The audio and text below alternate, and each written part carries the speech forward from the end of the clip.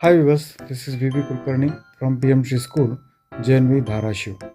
Today, you are going to see a competency-based question for class 10 subject mathematics.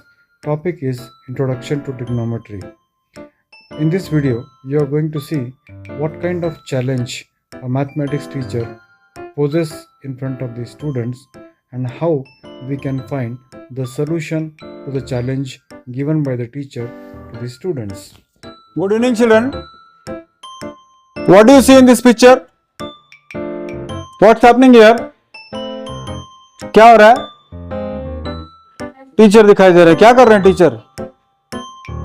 कौन से subject के teacher दिख रहा है? मैथ्स के टीचर के सब्जेक्ट. क्या करवा रहे हैं बच्चों से? ट्रिग्नोमेट्री के कुछ प्रॉब्लम. देखिए, ये पहली बार ऐसे हुआ है कि इंट्रोडक्शन टू ट्रिग्नोमेट्री के ऊपर कॉम्पिटेंसी बेस्ड क्वेश्चन पूछा है, जो मुझे मिला है अभी तक. हो सकता है कहीं और पूछा मगर मुझे ना मिला है, मगर मुझे पहली बार मिला है कि इंट्रोडक्शन टू ट्रिग्नोमेट्री चैप्टर के ऊपर एक कॉम्पिटेंसी बेस्ड क्वेश्चन पूछा है.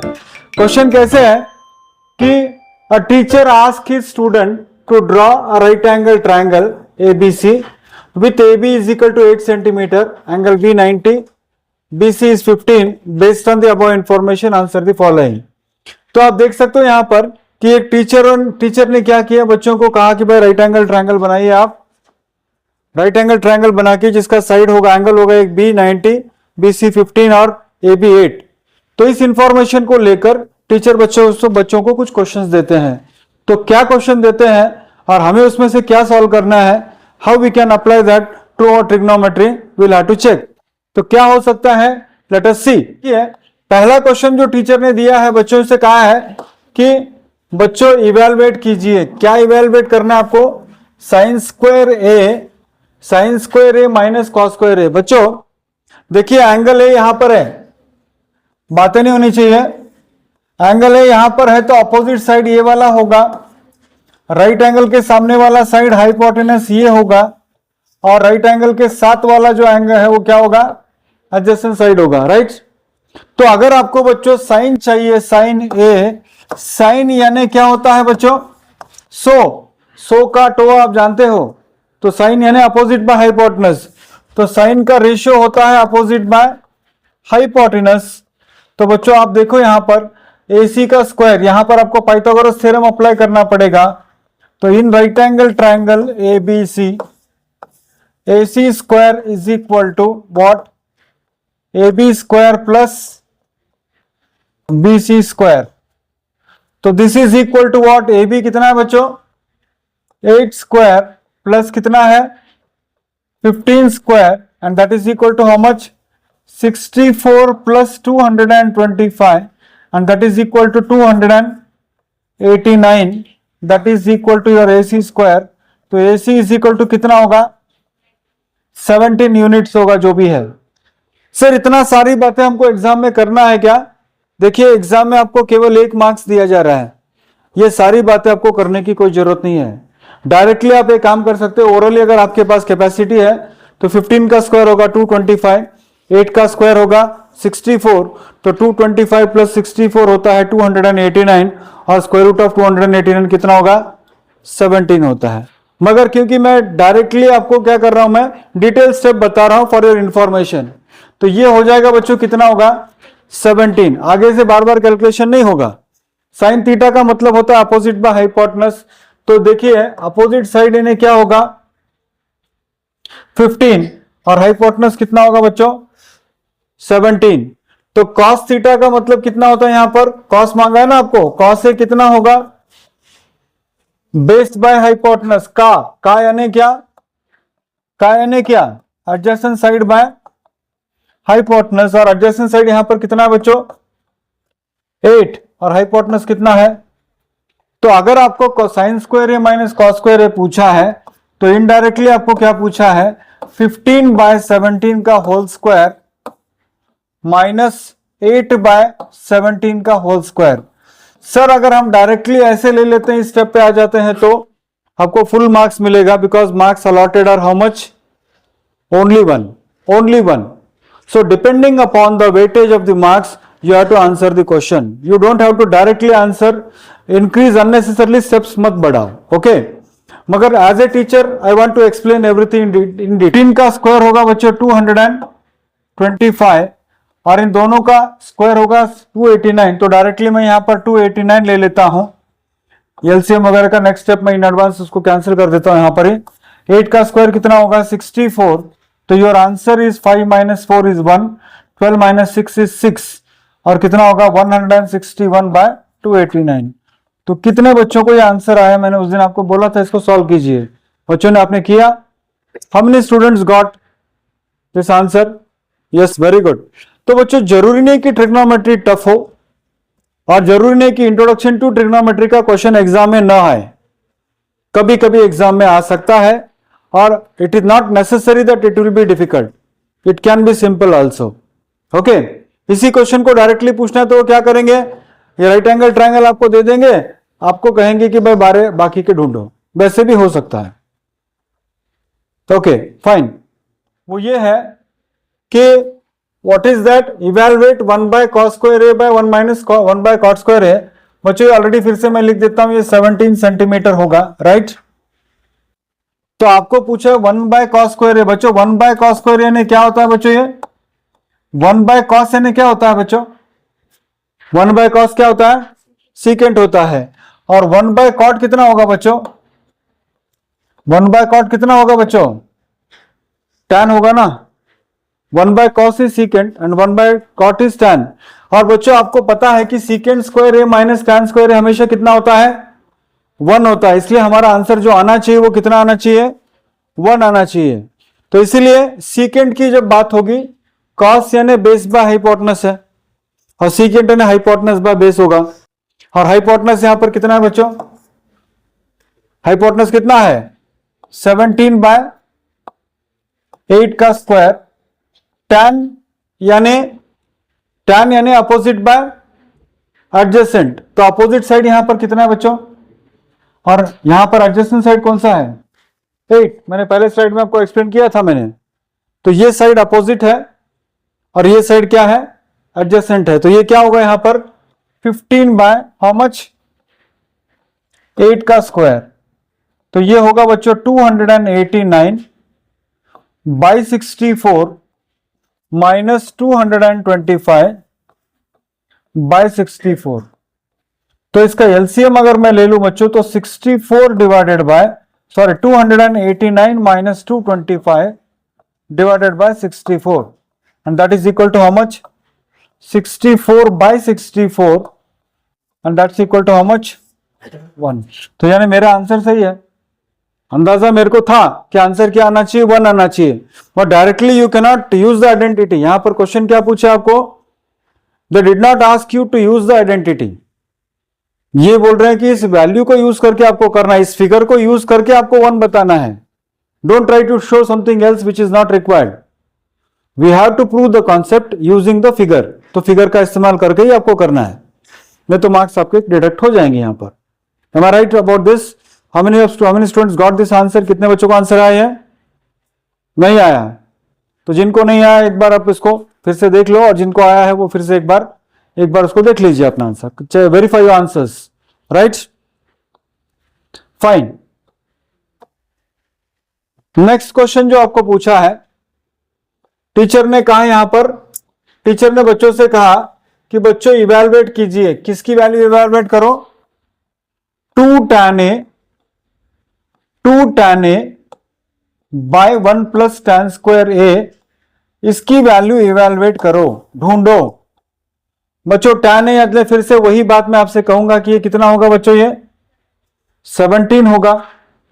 और ये tan बोले तो ये कौन सा साइड होता है यहां का? ये अपोजिट साइड होगा, ये एडजेसेंट साइड होगा और ये हाइपोटेनस होगा राइट एंगल के सामने वाला। और tan थीटा यानी क्या होता है? टोआ यानी क्या? Opposite side by adjacent side. The ratio of opposite side and adjacent side is what? tan theta. तो यहां पर टोआ यानी 15 बाय क्या होगा? 15/8 होगा। तो मैं यहां पर 2 इंटू 15/8, ये कलर दिखता है क्या? देखो थोड़ा उसके अंदर लाइट का रिफ्लेक्शन वगैरह कोई प्रॉब्लम नहीं आ रहा है? Fine. 1 plus tan square a का मतलब होता है 15/8 का होल स्क्वायर। राइट। तो इसको अगर मैं सिंप्लीफाई करूं तो 2 1 जार 2 2 4 जार 8, सो न्यूमरेटर में होगा 15/4 और डिनोमिनेटर में होगा बच्चों 1 प्लस 15 का स्क्वायर होता है 225 और 8 का स्क्वायर होता है how much 64। Is it right children? Is it right children? इसको फिर से अगर मैंने सिंप्लीफाई किया तो थोड़ा सा स्टेप आपको फास्ट करना आना चाहिए कि what is the LCM here. LCM कितना होगा बच्चों? ये 64 होगा और यहां पर क्या हो जाएगा 64 plus 225 that is equal to, ये इक्वल टू होगा 15/4 और ये 64 प्लस 225 कितना होगा बच्चों 289/64। अगर आपको रेसिप्रोकल ले लोगे आप तो this will B 15/4 multiplied by 64/289 और इसको अगर आप सॉल्व करोगे बच्चों तो दिस इज हाउ मच 4 1 जा 4 और ये कितना होगा 4 16 जा, राइट। तो इसको अगर फिर से इंटू करेंगे तो 15 6 जा होता है बच्चों 90 कैरी 9, 15 6 जा इज 90 कैरी 9, 15 1 जा 15 प्लस 9 इज हाउ मच 240/289। ये किसकी वैल्यू है? ये किसकी वैल्यू है? ये वैल्यू है 2 tan a by 1 plus tan square e। इतना ही नहीं करना है, टीचर ने आगे भी कहा है बच्चों को, टीचर ने आगे बच्चों को क्या कहा है कि prove that it is equal to 2 sin a cos a। तो बच्चों को टीचर ने कहा कि बच्चों व्हाट यू डू, पहले तो इसको इवैल्यूएट करो और इवैल्यूएट करने के बाद वेरीफाई करो कि 2 sin a cos a के बराबर होता है। तो चलो हम एक काम करते हैं कि 2 sin a cos a की वैल्यू ढूंढते हैं यहां पर। तो we will find the value of 2 sin a cos a। 2 sin a into cos A की वैल्यू हम ढूंढते हैं यहां पर। तो बच्चों 2 इंटू साइन ए इंटू कॉस ए, साइन ए यानी कौन सा होता है बच्चों सो यानी क्या होगा अपोजिट बाय हाइपोटेनस। तो ये हमारा अपोजिट साइड है, ये हमारा हाइपोटेनस है। तो 2 इंटू सो यानी कितना होगा 15/17 एंड कॉस इज व्हाट का यानी एडजेसेंट बाय हाइपोटेनस यानी कितना होगा 8/17। देखिए अगेन दिस इज 15 2 जा हाउ मच 15 2 जा हाउ मच 30 यानी एक जीरो आ गया, 30 यानी एक जीरो आ गया। 3 इंटू 8 कितना आता है बच्चों 240 डिवाइडेड बाय 289। तो बच्चों अगर मैं इसको इसकी इक्वेशन अल्फा कहूं और इसको मैं इक्वेशन बीटा कहूं तो from equation alpha and beta हम ऐसे बोल सकते हैं कि 2 tan a by 1 plus tan square a is equal to 2 sin a cos a। और हम कह सकते हैं यहां पर हेंस क्या बोल सकते हैं हम इसको हेंस वेरीफाइड या हेंस प्रूव्ड। अब ये क्वेश्चन जिसको कभी कभी आपको विदाउट कॉम्पिटेंसी बेस्ड 2 मार्क के लिए भी पूछ सकते हैं, यानी प्योरली ये क्या कर दिया उन्होंने they have prepared a question on the first chapter of trigonometry. Most of the time we go for introduction to applications of trigonometry, but for the first time it has been converted for the application basics of trigonometry. Last part of the question है evaluate tan square a minus secant square a। बच्चों हमने already किया था secant square a minus tan square a already हमने किया था, मगर अब की बार क्या आ रहा है हमने किया था क्या tan square a minus secant square a याद है आपको? पिछले 2 स्लाइड में किया था हमने, कितना आया था उसका आंसर 1 आया था, मगर secant square a minus tan square a किया था। अगर tan square a minus secant square a यानी इसका आंसर क्या आना चाहिए -1 आना चाहिए। सिंपल सा कॉमन सेंस है। तो अगेन हम लोग कॉमन सेंस यूज करेंगे। 8 है 15 है तो यहां कितना होगा 17 होगा। ये वाला साइड होता है आपका अपोजिट साइड, राइट एंगल के सामने वाला साइड होगा हाइपोटेनस और राइट एंगल के साइड वाला कौन सा होगा adjacent side. Is it right children? तो बच्चों tan की वैल्यू कितनी होती है बताइए वहां पर, उसको देखकर आप बता सकते हो क्या? tan की वैल्यू बताइए ना थोड़ा। tan है कितना होगा अपोजिट बाय एडजेसेंट यानी कितना होता है यहां पर 15/8 का होल स्क्वायर माइनस सेकेंड कितना होता है सेकेंड यानी कॉस का अपोजिट, कॉस का reciprocal not opposite. Base by hypotenuse है तो हाइपोटेनस बाय यानी कितना होगा 17/8 का स्क्वायर। ये होगा बच्चों 225/64 minus how much 289 by how much? तो इसको अगर मैंने किया डायरेक्टली तो 64 225 minus 289 is equal to how much? This will be minus 64 by plus 64 and that will be finally equal to how much? minus 1. अब ये मत पूछो कि सर ये minus 64 कैसे आता है, सिंपल सी बात है बच्चों, 225 में से 289 माइनस कर दो तो क्या होगा? minus 64 आएगा. Am I clear about this? Am I clear about this? Now next क्या पूछा आपको? cot square a minus cosecant square a. cot square a minus cosecant square a. तो बच्चों यहां पर cot square की वैल्यू, cot यानी tan का, ऑलरेडी हमने tan की वैल्यू ढूंढी है. फिर से डबल रिपीटेशन मत करो, अपना दिमाग यूज करो थोड़ा. हमने ऑलरेडी cot ढूंढ रखा है, तो सॉरी tan ढूंढ रखा है, तो क्या cot क्या होगा? 8/15 का स्क्वायर. कॉस की वैल्यू क्या है? कोसेक की वैल्यू क्या है? साइन भी हमने ढूंढा था पिछले स्लाइड में. स्लाइड क्या था? साइन क्या था?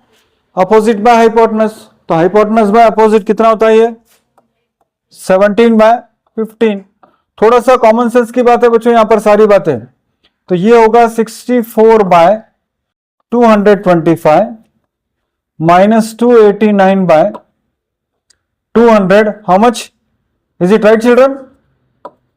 तो this will be equal to how much? 64 minus 289 divided by 225.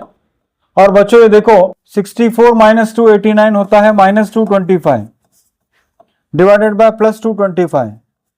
minus 225 divided bye plus 225, तो उसकी वैल्यू कितनी होगी बच्चों? -1. यानी बच्चों हमें क्या मिला इनडायरेक्टली? अगर आप देखोगे तो इनडायरेक्टली हमको क्या मिला? tan square a minus secant square a की वैल्यू -1 मिल गई, right? cot square a minus cosecant square a की वैल्यू कितनी मिली? और -1 divided by -1 is equal to how much? तो इसका आंसर कितना आएगा बच्चों?